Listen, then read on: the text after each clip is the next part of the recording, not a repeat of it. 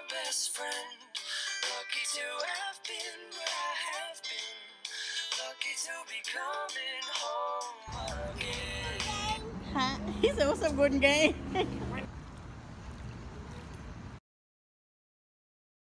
What's up, Gordon Gang? I am back with another video. So today's video is a MilSo related Q&A. So I got quite a few questions. So I'm gonna go ahead and get started.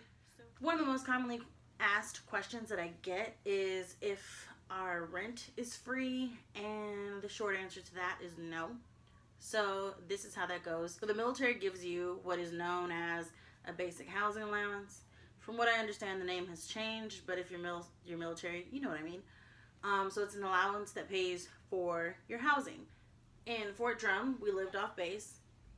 The housing allowance came into our account with his paycheck on the 1st and the 15th. Rent was $900, so we pretty much just take $900 from that $1,320 and pay our rent, and you pretty much get to do as you will with the rest, or pocket the rest, or whatever you want to call it. So it's not like the military is going to ask you, okay, you get $1,380, how much is your rent? Oh, it's $900, we're going to give you $900 and we're going to keep the rest. That's not how it goes. When you live off post, they give you your entire allowance, and then you pay your rent from that and you pocket the rest. They're not going to ask for the difference back or anything like that. Now in Virginia, in Fort Belvoir, we do live in housing, and the difference is that it doesn't come in with your paycheck. It's not given to you. They pretty much just cut the middleman out, and it goes straight from DFAS, or the military, to housing. How does housing work? Do you get to pick your home? The short answer to that is also no.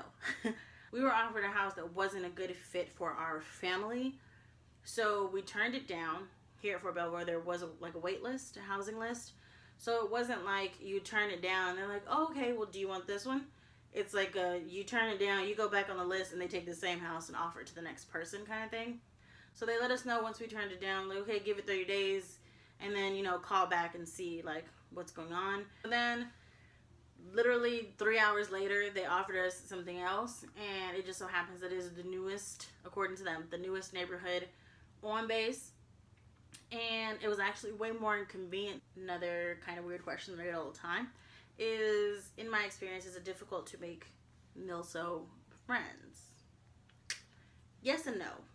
So I think once you're an adult, there is a certain level of difficulty to making new friends, period. I'm not going to say that it's extremely difficult. I think making friends it's like anything else in life. It depends on how much effort you put into it. So I was also asked if I've made friends since I've been here. Here's the thing. I work full-time, so in Fort Belvoir, I have not made too many friends. But I also am not putting in as much effort as I did in Fort Drum, because I'm still adjusting to working full-time, and in the evenings, it's too late by the time I get home to go out and do anything, because you gotta cook, you gotta eat, you gotta bath, book, bed for Maddox, and then I'm in college as well, so I have homework to do, and I still have to run my household. And on the weekends, I'm trying to make sure I get one-on-one time with me and Maddox. I'm trying to make sure we get family time all together. Then I'm trying to make sure we have one-on-one time with me and my husband. So I'm not putting in the effort to make friends at the moment. So no, I haven't made any friends. If I want him to get out, if I prefer that he get out or do the full 20. The short answer to that is, I don't care. Of course, I've been through a deployment, and that's not easy, but there are pros and cons to both sides, whether he gets out or stays in. So it doesn't matter to me. As long as I get joy in what it is that I do, as far as my career path, as far as my job or whatever, then that helps with me getting up every day and getting ready and going to work and dealing with traffic and whatever. I'm glad to do it because I enjoy what it is that I do, and I want that same experience for him. So as long as he's happy doing this, then I'm cool with him staying in. As soon as he decides, I'm not happy doing this anymore, I want to get out, then I'm cool with that too. I just want him to be happy in whatever he does. Is how often do you see your family? In Fort Drum, it was probably like every other month, only because me and my family made a lot of efforts, but it was a 12-hour drive, so it was difficult, and the airport was an hour and a half away from my house. in Fort Drum, and then here it flew to DC. It didn't fly to Richmond, so it would be driving an hour and a half to the airport to fly to DC for another hour and a half to get a rental car, to get on the road, to drive another 2.5 hours south to get to my house. So it was like a difficult thing. But I never went a really long time without seeing them. My mom works from home and she's freaking awesome. And every time where I felt like I really just need to see my mom, I really just need to see my family, I really just like, I miss them, it's too much, I feel alone, whatever, my mom would drop whatever she was doing and come. And I think the moments that I needed them most in life was having a baby up there. I didn't want to go through that process by myself. And even though my mom was just going to buy a plane ticket whenever I went into labor, in the end, my entire family jumped in the car as soon as my water broke, drove up there, and, you know, was with me through that experience. So, ideal place to be stationed, and to wrap another question in there with it, is do you get to pick where you're stationed? So, in our experience, they ask you when he first joined, hey, give us this, your top 5 or top 3 or whatever of where you'd like to be stationed, and we'll get you to one of these places. So we gave them the top 5, which was like, I think, Texas, South Carolina, Germany, and something else. Anyways, Fort Drum was not on the list, and that's where we ended up. So technically you don't get to choose. However, when we left Fort Drum and it was time for us to go and his contract was up, like, hey, we'll stay in. Is there room for me at Fort Belvoir? We'd like to go to Fort Belvoir. And God is good, and that's how it worked out. But honestly, it is just the needs of the Army, and if there is a job available for him and his MOS, then they will pretty much make it happen if there's a need for you there. Kind of a difficult question. What is my biggest fear for him being in the military?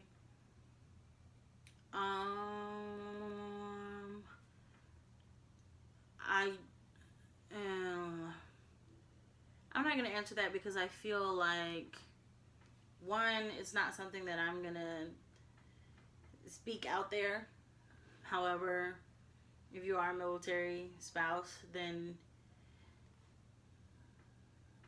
you know what it is. People get weird about money, but it is a question that I got. So, does the military make a lot of money? And I've seen that people assume this a lot, and I don't know why that is, but I'm gonna keep a G with you. The short of it is no, kind of. And it's just like anything else, and like any other job. It's not like a military specific thing. The longer you do it, the better you are at it. The more you get promoted, the more money you make. It's not really like a military specific thing. That's just how it goes when you work. Do military spouses, specifically military wives, because there are military husbands, have a lot of drama? I think. Okay, so here's, like I said, I pride myself on being as honest as I can be and keeping it real. In my experience, yes. But, again, I don't think that it is a military specific occurrence. I don't think it's a military specific thing. I think in any group of any type of people, period, not just women, not just spouses, not just military spouses, in any group of people, period, there are people who enjoy drama and who enjoy nonsense and who enjoy saying crazy things on social media and doing wild stuff and being extra. But there are those people in life in general, period. It is not a military spouse specific thing. The difference is that being in all this drama and doing all this nonsense, social media or otherwise, you can get your husband into serious trouble.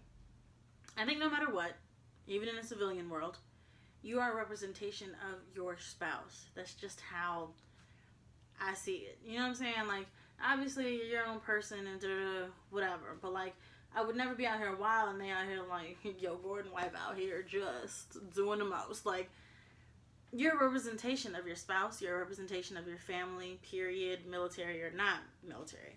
So, anyways, I'd be more than glad to do a part 2. If you have any questions, comment down below or let me know in my social media, like most of you do. And let me know what you want to see from me, what you thought of today's video. So comment down below and let me know.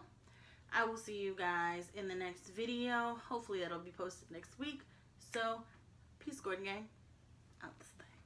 Every time we say goodbye, I wish we had one more kiss.